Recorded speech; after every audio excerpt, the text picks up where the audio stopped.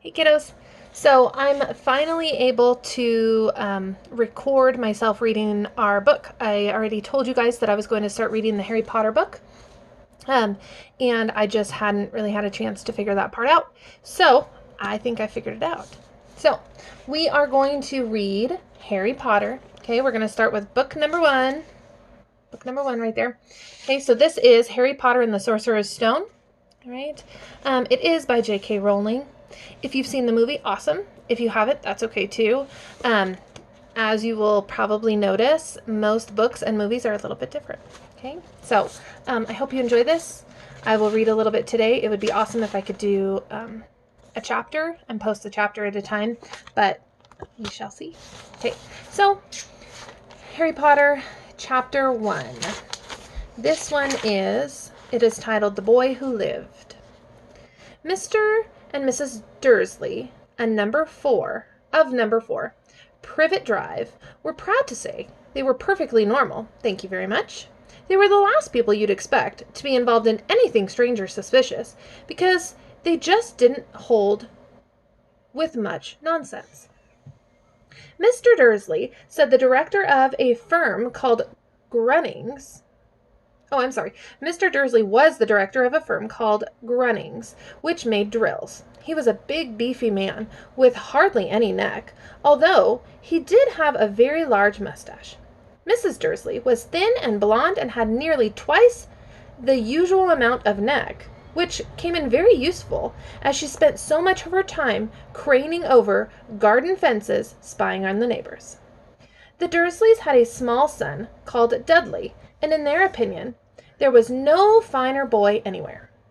The Dursleys had everything they wanted, but they also had a secret, and their greatest fear was that someone would discover it. They didn't think they could bear it if anyone found out about the Potters. Mrs. Potter was Mrs. Dursley's sister, but they hadn't met for several years. In fact, Mrs. Dursley pretended she didn't have a sister because her sister and her good-for-nothing husband were an un-Dursley-ish as it was possible to be. The Dursleys shuddered to think what their neighbors would say if the Potters arrived in the street. The Dursleys knew that the Potters had a small son, too, but they had never even seen him. This boy was another good reason for keeping the Potters away. They didn't want Dudley mixing with a child like that. When Mr. and Mrs. Dursley woke up on a dull gray Tuesday, our story starts. There was nothing about the cloudy sky outside to suggest that strange and mysterious things would be happening all over the country. Mr. Dursley hummed as he picked out his most boring tie for work, and Mrs. Dudley gossiped away happily as she wrestled a screaming Dudley into his high chair. None of them noticed a large, tawny owl flutter past the window. At 8:30, Mr. Dursley picked up his briefcase, pecked Mrs. Dudley on the cheek, and tried to kiss Dudley goodbye, but missed. But Dudley was now having a tantrum and throwing his cereal on the walls. "Little tyke," chortled Mr. Dudley as he left the house. He got into his car and backed out of number 4's drive. It was on that corner of the street that he noticed the first sign of something peculiar. A cat reading a map. For a second, Mr. Dursley didn't realize what he had seen. Then he jerked his head around and looked again. There was a tabby cat standing on the corner of Privet Drive. But there wasn't a map in sight. What could he have been thinking of? It must have been a trick of light. Mr. Dursley blinked and then stared at the cat. It stared back. As Mr. Dursley drove around the corner and up the road, he watched the cat in his mirror. It was now reading the sign that said Privet Drive. No, looking at the sign. Cats couldn't read maps or signs. Mr. Dursley gave himself a little shake and put the cat out of his mind. As he drove towards town, he thought of nothing except a large order of drills he was hoping to get that day. But on the edge of town, drills were driven out of his mind by something else. As he sat in his usual morning traffic jam, he couldn't help but noticing that there seemed to be a lot of strangely dressed people about. People in cloaks. Mr. Dursley couldn't bear people who dressed in funny clothes.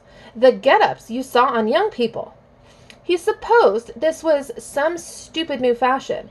He drummed his fingers on the steering wheel, and his eyes fell on the huddle of these weirdos standing quite close by. They were whispering excitedly together.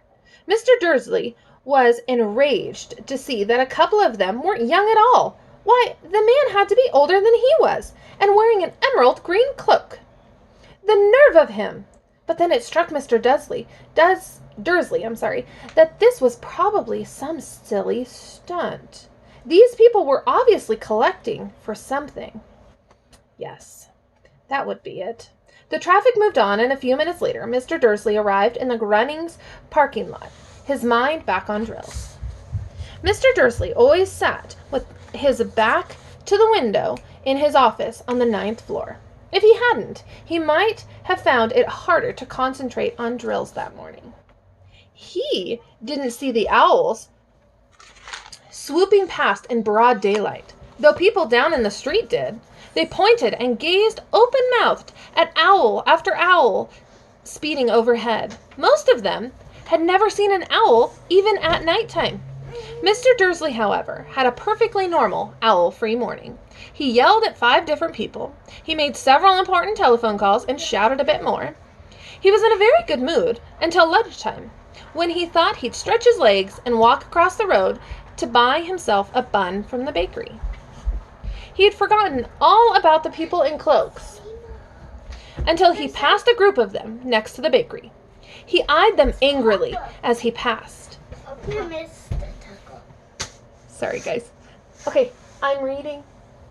Okay, if you want to look out the window, can you go out in the other bedroom? Okay, shh. Thank you. Okay, sorry, guys. He eyed them angrily as he passed. He didn't know why, but they made him uneasy. This bunch was whispering excitedly too, and he couldn't see a single collecting tin. It was on his way back past them, clutching a large donut in a bag, that he caught a few words of what they were saying. The Potters. That's right. That's what I heard. Yes, their son Harry. Mr. Dursley stopped dead. Fear flooded him. He looked back at the whispers as if he wanted to say something to them, but thought he'd better not.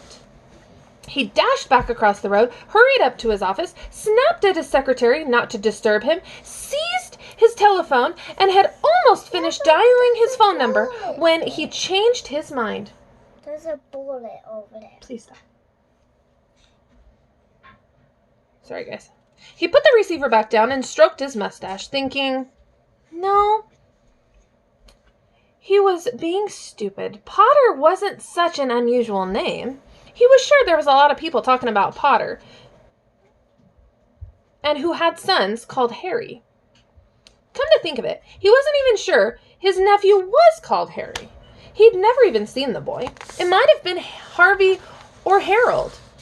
There was no point in worrying Mrs. Dursley. She always got upset at any mention of her sister. He didn't blame her if he'd had a sister like that. But all the same, those people in cloaks.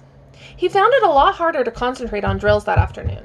And when he left the building at 5 o'clock, he was still so worried that he walked straight into someone just outside the door. Sorry, he grumbled, as the tiny old man stumbled and almost fell. It was a few seconds before Mr. Dursley realized that the man was wearing a violet cloak. He didn't seem at all upset at being almost knocked to the ground. On the contrary, his face split into a wide smile, and he said in a squeaky voice that made passers-by stare, "Don't be sorry, my dear sir, for nothing could upset me today. Rejoice, for you know who has gone at last. Even muggles like yourself should be celebrating this happy, happy day." Then the old man hugged Mr. Dursley around the middle and walked off. Mr. Dursley stood rooted to the spot. He'd been hugged by a complete stranger.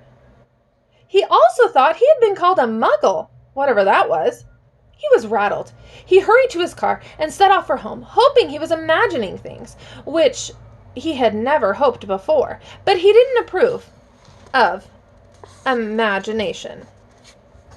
As he pulled into the driveway of number 4, the first thing he saw, and it didn't improve his mood, was the tabby cat he'd spotted that morning. It was now sitting on his garden wall. He was sure it was the same one. It had the same markings around its eyes. "Shoo!" said Mr. Dursley loudly. The cat didn't move. It just gave him a stern look. Was this normal cat behavior? Mr. Dursley wondered. Trying to pull himself together, he led himself into the house. He was still determined not to mention anything to his wife. Mr. Dursley had a nice, normal day. Mrs. Dursley had a nice, normal day. She told him over dinner all about Mrs. Next Door's problems with her daughter and how Dudley had learned a new word, won't. Mr. Dursley tried to act normal. When Dudley had been put to bed, he went into the living room in time to catch the last report of the evening news. And finally, bird watchers everywhere have reported that the nation's owls have been behaving very unusually today. Although owls normally hunt at night and are hardly ever seen in daylight, there have been hundreds of sightings of these birds flying in every direction since sunrise. Experts are unable to explain why these owls have suddenly changed their sleeping patterns. The newscaster allowed himself to grin. Most mysterious. And now, over to Jim McGuffin with the weather. Going to be any more showers of owls tonight, Jim? Well, Ted, said the weatherman, I don't know about that, but it's not only the owls that have been acting oddly today. Viewers as far apart as Kent, Yorkshire, and Dundee have been phoning in to tell me that instead of the rain I promised yesterday, they've had a downpour of shooting stars. Perhaps people have been celebrating bonfire night early. It's not until next week, folks, but I can promise a wet night tonight. Mr. Dursley sat frozen in his armchair. Shooting stars all over Britain? Owls flying by daylight? Mysterious people in cloaks all over the place? And a whisper about the Potters. Mr. Dursley came into the living room carrying 2 cups of tea. Mrs. Dursley came into the living room carrying 2 cups of tea. It was no good. He'd have to say something to her. He cleared his throat nervously. Petunia, dear? You haven't heard from your sister lately, have you? As he had expected, Mrs. Dursley looked shocked and angry. After all, they normally pretended she didn't have a sister. No, she said sharply. Why? Funny stuff in the news, Mr. Dursley mumbled. Owls, shooting stars, and there were a lot of funny-looking people in town today. So? Snapped Mrs. Dursley.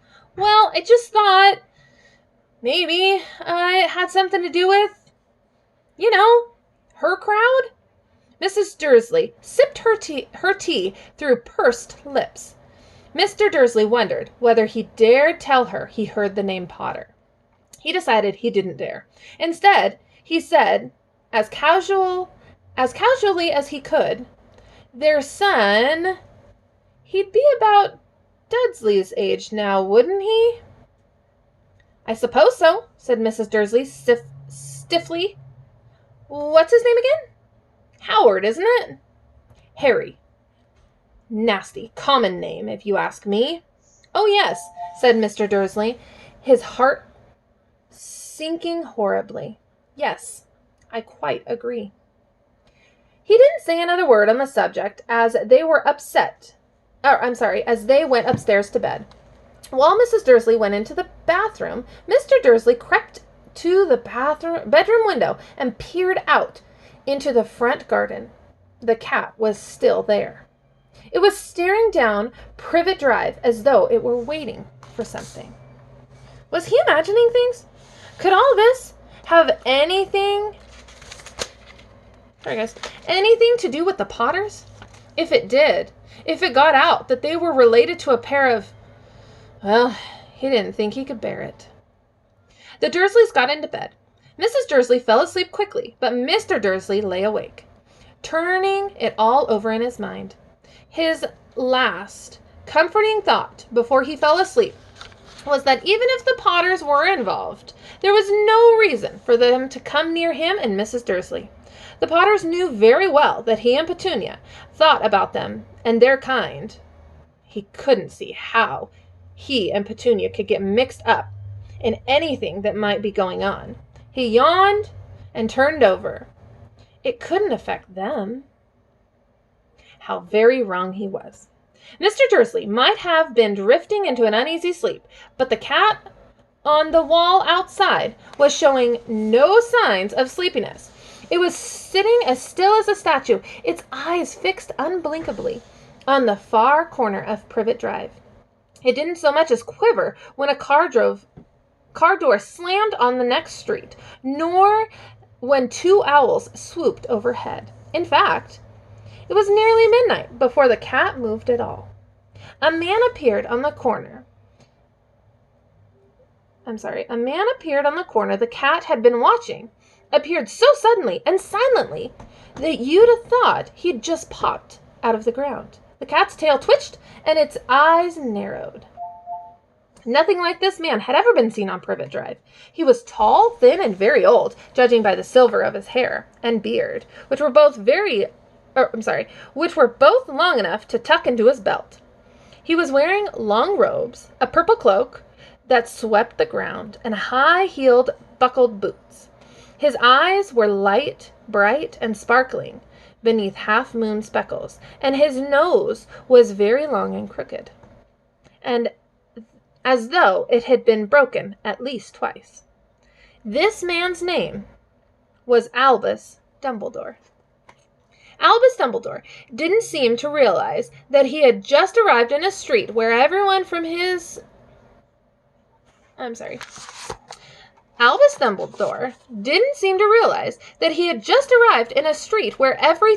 name to his boots was unwelcome. He was busy rummaging in his cloak, looking for something, but he did seem to realize he was being watched, because he looked up suddenly at the cat, which was still staring at him from the other end of the street. For some reason, the sight of the cat seemed to amuse him. He chuckled and muttered, "I should have known." Sorry, guys. I need a piece of paper to help me keep up with my line here. Sometimes it's easier to put the word under so I can keep track of what line I'm on. Okay. He found what he was looking for in his inside pocket. It seemed to be a silver cigarette lighter. He flicked it open, held it up in the air, and clicked it. The nearest street light went on with a little pop. He clicked it again. The next lamp flickered into darkness. 12 times he clicked the put outer until the only lights left on the whole street were two tiny pinpricks in the distance, which were the eyes of the cat watching him. If anyone looked out their window now, even beady-eyed Mrs. Dursley, they wouldn't be able to see anything that was happening down on the pavement. Dumbledore slipped the put-outer back into his cloak and set off down the street towards number 4, where he sat down on the wall next to the cat. He didn't look at it, but after a moment, he spoke to it. "Fancy seeing you here, Professor McGonagall." He turned to smile at the tabby, but it had gone. Instead, he was smiling at a rather severe-looking woman who was wearing square glasses, exactly the shape of the markings the cat had around its eyes. She, too, was wearing a cloak, an emerald one. Her black hair was drawn into a tight bun. She looked distinctly ruffled. "How did you know it was me?" she asked. "My dear Professor, I've never seen a cat sit so stiffly." "You'd be stiff if you'd been sitting on a brick wall all day, too," said Professor McGonagall. "All day? When you could have been celebrating? I must have passed a dozen feasts and parties on my way to get here." Professor McGonagall sniffed angrily. Oh yes, everybody's celebrating all right, she said impatiently. You'd think they'd be a bit more careful too. But no, even the muggles have noticed something going on. It was on their news. She jerked her head back to look at the Dursleys' dark living room window. I heard it. Flock of owls, shooting stars. Well, they're not completely stupid. They were bound to notice something. Shooting stars down in Kent? Ugh, I'll bet that was Daedalus? Diggle. He never had much sense. You can't blame them, said Dumbledore gently. We've had precious little to celebrate for 11 years. I know that, said Professor McGonagall irritably. But that's no reason to lose our heads. People are being downright careless on the streets in broad daylight, not even dressed in muggle clothing, swapping rumors. She threw a sharp, sideways glance at Dumbledore here, as though hoping he was going to tell her something, but he didn't. So she went on. A fine thing it would be if, on the very day you-know-who seems to have disappeared at last, the muggles find out about us. I suppose he really has gone, Dumbledore? It certainly seems so, said Dumbledore. We have much to be thankful for. Would you care for a lemon drop? A what? A lemon drop. They're a kind of muggle sweet I'm rather fond of. No, thank you, said Professor McGonagall coldly, as though she didn't think that this was the moment for lemon drops. As I say, even if you know who has gone, my dear Professor, surely a sensible person like yourself can call himself by his name. All this you-know-who nonsense, for 11 years, I have been trying to persuade people to call him by his proper name, Voldemort. Professor McGonagall flinched, but Dumbledore was unsticking 2 lemon drops, seeming not to notice. It all gets so frustrating if we keep saying you-know-who. I have never seen any reason to be frightened of saying Voldemort's name. I know you haven't, said Professor McGonagall, sounding half exasperated, half admiring. But you're different. Everyone knows you're the only one you-know-who, all right, Voldemort, was frightened of. You flatter me, said Dumbledore calmly. Voldemort has powers I will never have. Only because you're too, well, noble to use them. It's lucky it's dark. I haven't blushed so much since Madame Pomfrey told me she liked my new earmuffs. Professor McGonagall shot a sharp look at Dumbledore and said, The owls are nothing next to the rumors that are flying around. You know what everybody's saying? And why he's disappeared? About what finally had stopped him?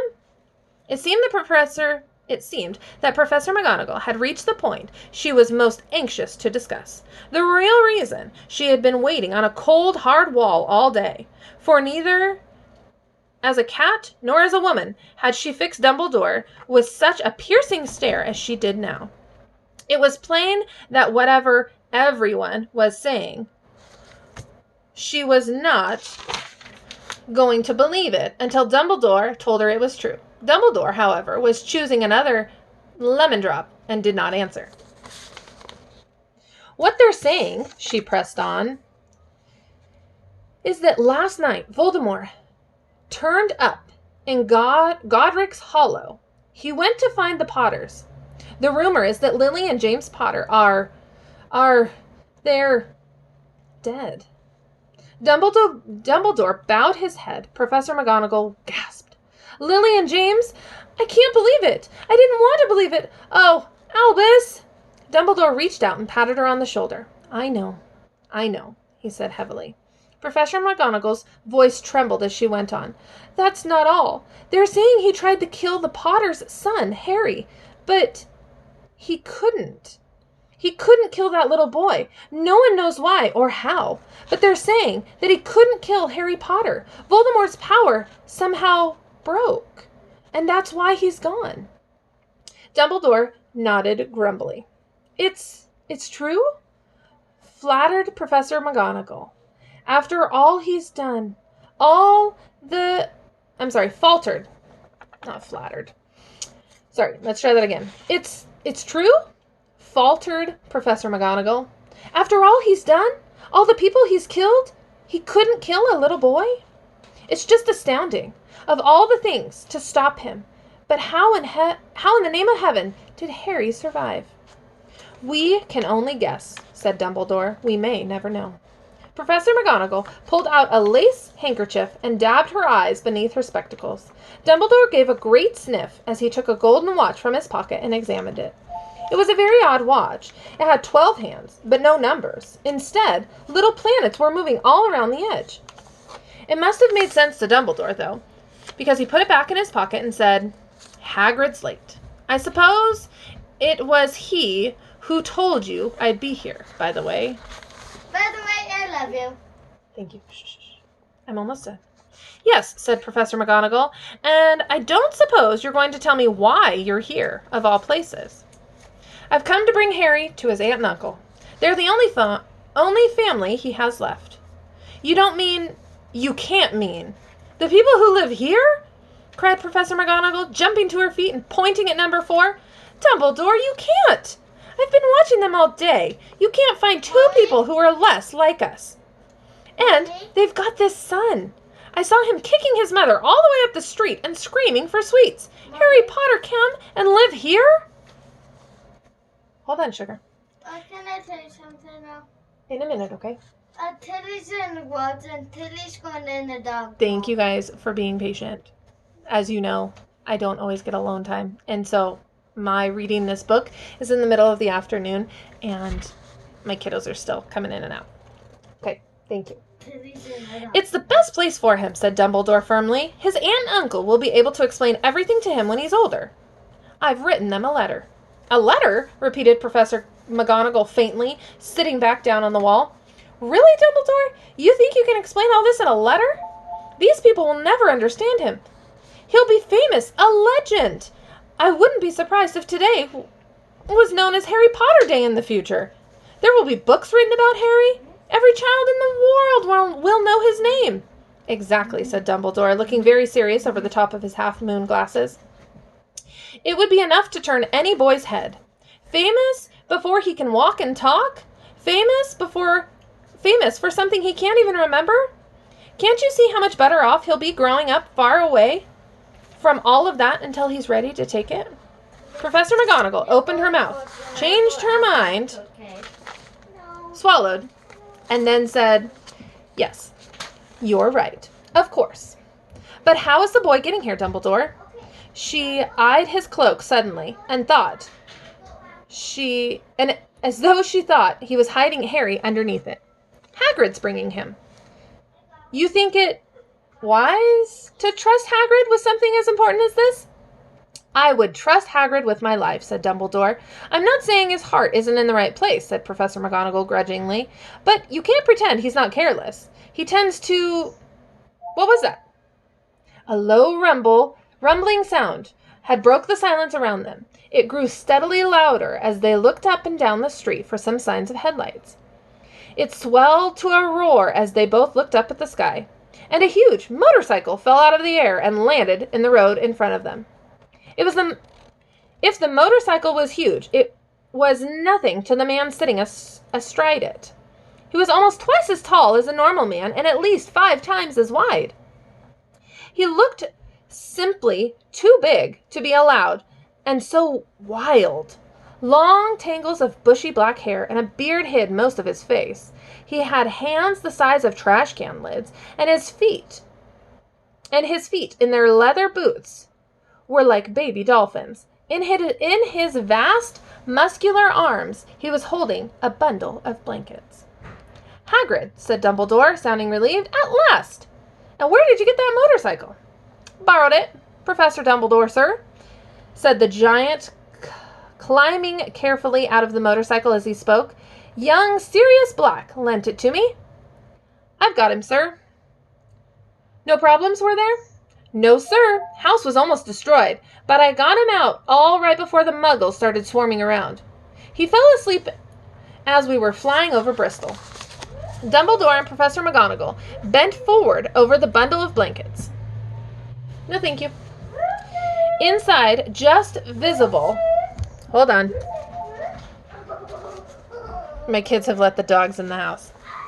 Oh, goodness. Okay, I think we only have a page or two left. Okay, we're going to finish this chapter today, I promise. Dumbledore and Professor McGonagall bent forward over the bundle of blankets. Inside, just visible, was a baby boy fast asleep. Under a tuft of jet black hair over his forehead, they could see a curious shaped cut, like a lightning bolt. Is that where whispered Professor McGonagall. Yes, said Dumbledore. He'll have that scar forever. Couldn't you do something about it, Dumbledore? Even if I could, I wouldn't. Scars can come in handy. I have one myself above my left knee that is a perfect map of the London Underground. Well, give him here, Hagrid. We'd better get this over with. Dumbledore took Harry in his arms and turned towards the Dursleys' house. Could I say goodbye to him, sir? Asked Hagrid. He bent his great shaggy head over Harry and gave what must have been a very scratchy, whiskery kiss. Then, suddenly, Hagrid let out a howl like a wounded dog. Shh! Hissed Professor McGonagall. You'll wake the Muggles! Sorry, sobbed Hagrid, turning out a large, spotted handkerchief and burying his face in it. But I can't stand it. Lily and James dead? Ah, poor little Harry. Off to live with these Muggles. Yes, it's very sad, but get a grip on yourself, Hagrid, or we'll be found, Professor McGonagall whispered, patting Hagrid gingerly on the arm as Dumbledore stepped over the low garden wall and walked to the front door. He laid Harry gently on the doorstep. He took a letter out of his cloak, tucked it inside Harry's blanket, and then came back to the other two. For a full minute, the three of them stood and looked at the little bundle. Hagrid's shoulders shook. Professor McGonagall blinked furiously, and the twinkling light that usually shone from Dumbledore's eyes seemed to have gone. Well, said Dumbledore finally, that's that. We've no business staying here. We may as well go and join the celebrations. Yeah, said Hagrid in a very muffled voice. I'd best get this bike away. Good night, Professor McGonagall. Professor Dumbledore, sir. Wiping his streaming eyes on his jacket sleeve, Hagrid swung himself onto the motorcycle and kicked the engine into life. With a roar, it rose into the air and off into the night. I shall see you soon, I expect, Professor McGonagall, said Dumbledore, nodding to her. Professor McGonagall blew her nose in reply. Dumbledore turned and walked down the street. On the corner, he stopped and took out the silver put-outer. He clicked it once, and 12 balls of light sped back to their street lamps so that Privet Drive glowed suddenly orange, and he could make out a tabby cat slinking around the corner at the other end of the street. He could just see the bundle of blankets on the step number 4. He could just see the bundle of blankets on the step of number 4. Good luck, Harry, he murmured. He turned on his heel, and with a swish of his cloak, he was gone. A breeze ruffled the neat hedges of Privet Drive, which lay silent and tidy under the inky sky. The very last place you would expect astonishing things to happen. Harry Potter rolled over inside his blanket without waking up. One small hand closed on the letter beside him, and he slept on, not knowing he was special, not knowing he was famous, not knowing he would be woken in a few hours' time by Mrs. Dursley's scream as she opened the front door to put out the milk bottles, nor that he would spend the next few weeks being prodded and pinched by his cousin Dudley. He couldn't know that this very moment, people meeting in secret all over the country were holding up their glasses and saying in hushed voices, "To Harry Potter, the boy who lived." Okay, so that was chapter 1. I am so sorry that it took me so long, but as you can tell from the video, it's kind of hard sometimes to sneak away and get time. So I will be planning out some time later on. I'm going to try to do a chapter a video. I know that this video is a little long, but it gives you a chance to have one chapter at a time. I will try to label it like that so that you guys can keep up. Right? So I really just enjoy reading to you. I hope that you enjoy it too. As you know, I am not a professional reader, so I do make mistakes, and I'm really glad that you guys are patient. Okay? So please enjoy it. If you came to the parade today, I am so, so, so glad, and I miss you guys, and I will see you again soon. All right, bye.